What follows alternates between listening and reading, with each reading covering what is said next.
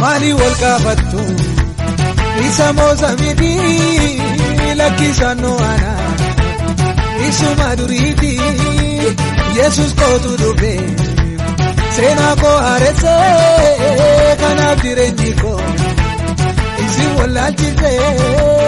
Mali wal gaafattu isa mooza miti lakkisannoo ana isuma duriiti Yesus kootu dhufe seenaa koo haaresse kanaaf jireenyi koo isin wallaalchise.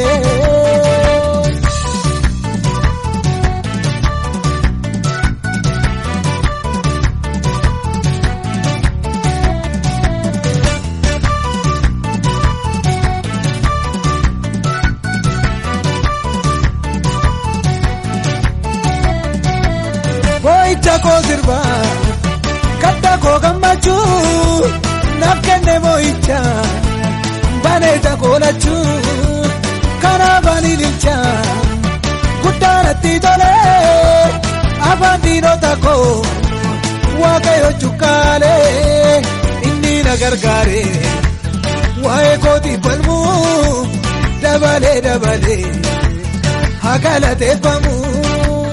Mali wal gaafattu isa mooza miti lakkisannoo ana isuma duriiti Yesus kootu dhufe seenaa koo haaresse kanaaf jireenyi koo isin wallaalchise.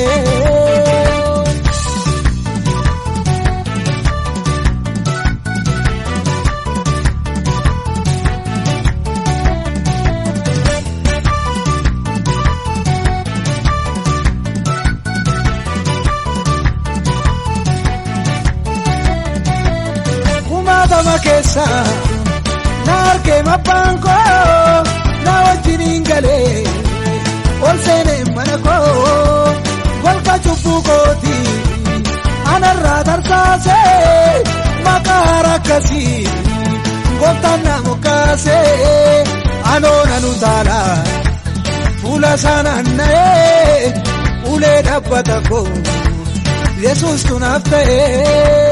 Mali wal gaafattu isa mooza miti lakkisannoo ana isuma duriiti Yesus kootu dhufe seenaa koo haaresse kanaaf jireenyi koo isin wallaalchise.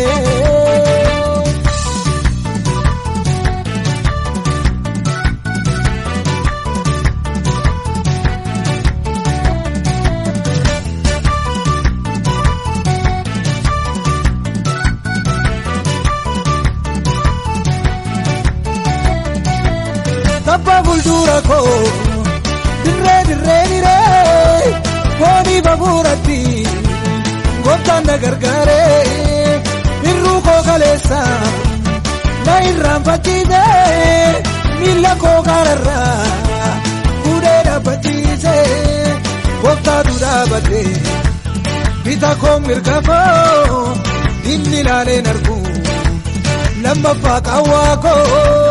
Mali wal gaafattu isa mooza miti lakkisannoo ana isuma duriiti Yesus kootu dhufe seenaa koo haaresse kanaaf jireenyi koo isin wallaalchise.